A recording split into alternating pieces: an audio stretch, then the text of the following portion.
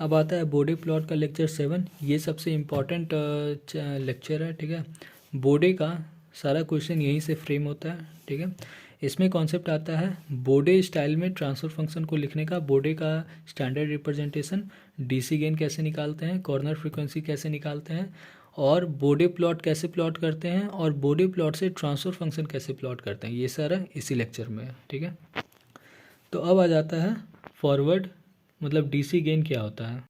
तो DC gain जो हम लोग पढ़ते हैं ये सेम वही चीज़ है जैसे इससे पहले क्या पढ़े थे कि जी ऑफ एस का जो भी एक्सप्रेशन है उसमें S is equal to zero put कर देने से जो सी एल टी एफ का जो वैल्यू आता है उसी को डीसी गेन कहते हैं, ठीक है। ये भी वही चीज़ है। डीसी गेन जो होता है वो तुम्हारा ओ एल टी एफ का निकालोगे तो ओ एल टी एफ का निकलेगा, सी एल टी एफ का निकालोगे तो सी एल टी एफ का निकलेगा। डीसी गेन कोई भी ट्रांसफर फंक्शन का निकल सकता है। क्वेश्चन में अगर ओ एल टी एफ दिया है तो उसी का, सी एल टी एफ दिया है तो उसी का, कोई फॉर्मूला इसमें नहीं होता, बस एक ही फॉर्मूला होता है, that is S is equal to zero put करो और निकालो, ठीक है। अब उसके बाद क्या हुआ, उसके बाद हम लोग कॉन्सेप्ट पढ़े के पी, के वी और के। ये सब क्या है, ये सब ये तुम्हारा हो गया position error coefficient, velocity error coefficient, acceleration error coefficient. इससे भी हम लोग डीसी गेन निकालते हैं, ठीक है। इसका इस सब अलग अलग फॉर्मूला होता है, ठीक है, डिपेंडिंग अपॉन कि कितना ऑर्डर है ट्रांसफर फंक्शन का उसके अकॉर्डिंग ये फॉर्मूला लगता है। जैसे ये फर्स्ट ऑर्डर पे लगता है, ये सेकंड ऑर्डर, अगर तुम्हारा ओ एल टी एफ जो दिया हुआ है वो सेकंड ऑर्डर का है तो तुम ये फॉर्मूला अप्लाई करोगे, थर्ड ऑर्डर का है तो ये फॉर्मूला अप्लाई करोगे, ठीक है। तो इस तरह से हम लोग डीसी गेन निकालते हैं, ठीक है। अब आता है तुम्हारा कि बोडे स्टाइल में डीसी गेन कैसे निकालते हैं, ठीक है, ठीक है। तो ये होता है तुम्हारा बोडे का स्टाइल। किसी भी ट्रांसफर फंक्शन किसी भी ट्रांसफर फंक्शन को लिखने का तरीका ये होता है। अब ये आया कहाँ से, तो भाई देखो ये तुम्हारा फॉरवर्ड गेन हो गया। फर्स्ट ऑर्डर सिस्टम के लिए फॉरवर्ड गेन 1/स्टाउ होता है, ये केन होता है, मतलब गेन होता है के।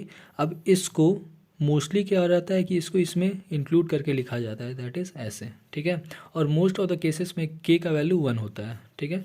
तो अब इसका अगर सी एल टी एफ निकालोगे तो कैसे होगा, ऐसे होगा, ऐसे ऐसे, और क्या बनेगा ये, ठीक है। तो फर्स्ट ऑर्डर का स्टैंडर्ड रिप्रेजेंटेशन ये हो गया। अब ये देखो ये चीज़ शायद मैंने गलत लिखा है, यहाँ पे डिनोमिनेटर में 1 होता है। ये लेक्चर 2 या 3 में, इसी कंट्रोल सिस्टम का ये लेक्चर चैप्टर 2 या 3 में ये फर्स्ट ऑर्डर का रिप्रेजेंटेशन लिखा हुआ है। यहाँ पे के होगा, यहाँ पे 1 होगा और ये एस्टाउ। इसके साथ यहाँ पे ट्रांसपोर्टेशन डिले का भी कॉन्सेप्ट आता है, तो वो सब यहाँ पे 1 कंसिडर्ड है, ठीक है। तो ये हो गया standard representation of first order system का सी एल टी एफ का स्टैंडर्ड रिप्रेजेंटेशन, ठीक है। अब इसी में क्या मॉडिफाई किए कि देखो ये क्या होता है, टाउ, टाउ मतलब टाइम कांस्टेंट, और टाइम कांस्टेंट और फ्रीक्वेंसी का, टाइम पीरियड और फ्रीक्वेंसी का रिलेशन कैसा होता है, frequency is equal to 1 time period. मतलब इस टाउ को अगर हमें फ्रीक्वेंसी में लिखना है तो 1 लिख देंगे, तो टाउ को हम लोग रिप्लेस कर दिए 1/ओमेगा सी से, ठीक है। यहाँ पे टाउ था तो टाउ इज इक्वल टू 1/ओमेगा सी, ठीक है। अब ये जो ओमेगा सी है ये कौन सा है, ये कॉर्नर फ्रीक्वेंसी है, ठीक है। तो कहने का मतलब ये स्टैंडर्ड रिप्रेजेंटेशन होता है, ठीक है, बोडे का, जहाँ पे के है डीसी गेन 1+एस्टाउ। अब देखो ये जो कंप्लीट चीज़ है ये डिनोमिनेटर का पार्ट है, मतलब हम ये मान रहे हैं कि इसमें जीरो नहीं है, लेकिन जब जीरो होगा तो ये कंप्लीट चीज़ न्यूमरेटर में भी आ जाएगा, ठीक है। ये फ़िलहाल अभी पोल है, ठीक है।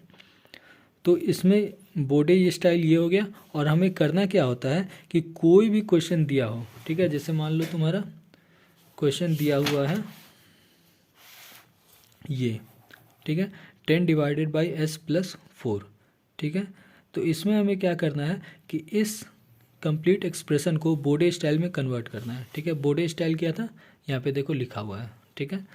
तो इसको देखो बोडे स्टाइल में ध्यान क्या देना है कि s अपॉन, ध्यान हमें ये देना है कि यहाँ पे 1 कांस्टेंट है, ठीक है। कहने का मतलब s के साथ जो चीज़ है इसको हमें 1 बनाना है। तो 1 कैसे बनाएंगे, तो सिंपल है, देखो ये जो 4 है इसको 4 से डिवाइड कर दें तो 1 बन जाएगा। इसका मतलब कंप्लीट न्यूमरेटर एंड डिनोमिनेटर को 4 से डिवाइड कर दो, ठीक है। तो 4 से डिवाइड कर दिए, ठीक है। तो ये हमारा 1 बन गया, ठीक है। अब हमारा पूरा एक्सप्रेशन क्या बना, तो ऊपर देखो 10/4 आ रहा है, नीचे 1+s/4। अब इसको कंपेयर करो तो k का वैल्यू हमें मिल गया, ये 1 प्लस के फॉर्म में है तो ये करेक्ट फॉर्म है, ठीक है। और एस के जो डिनोमिनेटर में रहता है उसी को बोलते हैं कॉर्नर फ्रीक्वेंसी, ठीक है। तो कहने का मतलब डीसी गेन मिल गया, कॉर्नर फ्रीक्वेंसी मिल गया। तो इस तरह से हमें डीसी गेन और कॉर्नर फ्रीक्वेंसी निकालना होता है, ठीक है।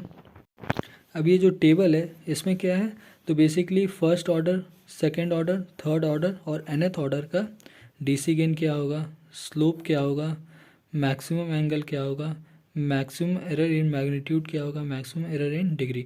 ये बेसिकली लेक्चर 6 वाला जो चीज़ था उसी को मैंने कंप्लीट यहाँ पे लिख दिया है विथ इंक्लूडिंग डीसी गेन। मतलब ये वाला कॉलम नया है, बाकी ये सब पुराना है, ठीक है। और ये किसके लिए, OLTF का पोल के लिए। सिमिलरली OLTF के जीरो के लिए भी ये एग्जिस्ट करेगा, ठीक है। तो ये सारा चीज़ पुराना वैल्यू, सिर्फ नया क्या है, डीसी गेन, ठीक है। इसका कुछ खास यूज़ नहीं है, ये दोनों टेबल का कुछ खास यूज़ नहीं है, ये बस रिवीजन के तौर पे लिखती है, ठीक है। अब ये जो चीज़ है ये भी वही चीज़ बताएं कि डीसी गेन तुम्हारा कोई भी ट्रांसफ़र फंक्शन का निकाल सकते हो, ठीक है।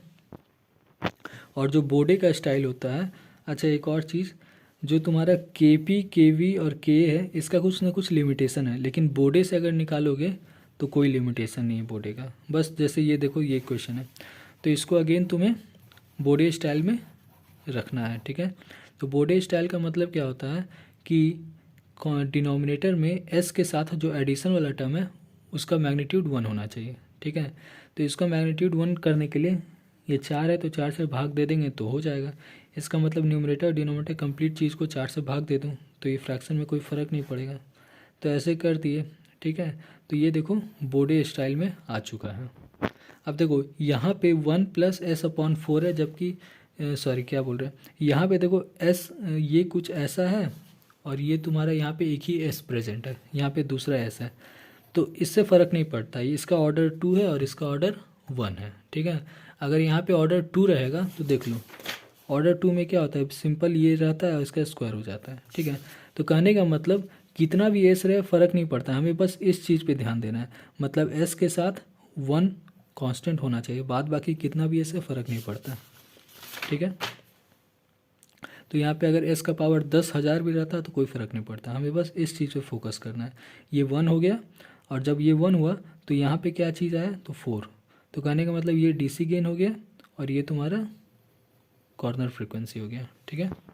उसी तरह से ये क्वेश्चन है, ठीक है। अब इसमें देखो पोल है ही नहीं, सिर्फ और सिर्फ तुम्हारा 0 है, ठीक है।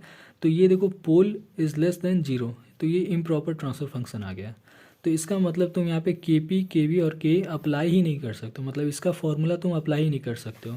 तो इसका डीसी गेन कैसे निकालेंगे, तो भाई यहाँ पे बोडे स्टाइल बेस्ट है, ठीक है। तो बोडे स्टाइल में करना क्या हो रहता है कि एस के साथ जो टर्म होता है उसको हमें 1 करना होता है, ठीक है। तो अगेन अब ये चीज़ देखो, जैसे ये तुम्हारा स्टैंडर्ड रिप्रेजेंटेशन था तो इसमें 0 एब्सेंट था, ठीक है, सिर्फ और सिर्फ पोल लिए थे। अगर यहाँ पे 0 ला देंगे तो ये सेम चीज़ यहाँ पे आ जाएगा, ठीक है। और अगर पोल एब्सेंट है डिनोमिनेटर 1 हो जाएगा, ठीक है। तो यही तुम्हारा ये चीज़ है, इसमें सिर्फ 0 है तो तुमको इतना ही दूर में बोडे स्टाइल अप्लाई करना होगा, ठीक है। तो बोडे स्टाइल में क्या होता है, जो बाहर वाला होता है वो तुम्हारा के हो जाता है, ठीक है। तो इसको अगर तुम बोडे स्टाइल में करोगे तो न्यूमरेटर डिनोमिनेटर दोनों को 4 से डिवाइड कर दो, नहीं 4 से डिवाइड नहीं कर सकते क्योंकि डिवाइड करेंगे तो डिनोमिनेटर में भी आ जाएगा, ठीक है। तो सिंपल यहाँ पे 4 कॉमन ले लो, 4 कॉमन लोगे तो इसका डिनोमिनेटर में आ जाएगा और इससे बाहर निकल जाएगा, ठीक है। तो 4 कॉमन ले लिए तो 1 + s, ये हमारा टारगेट था 1 इसको करना। तो ये हमारा जो बचा हुआ है बाहर में वो तुम्हारा गेन हो गया, ठीक है। एस इंक्लूड नहीं होगा क्योंकि एस तो सिर्फ ऑर्डर में काउंट हो रहा है ना। तो 10 × 4 40 डीसी गेन हो गया और ये हो गया तुम्हारा कॉर्नर फ्रीक्वेंसी।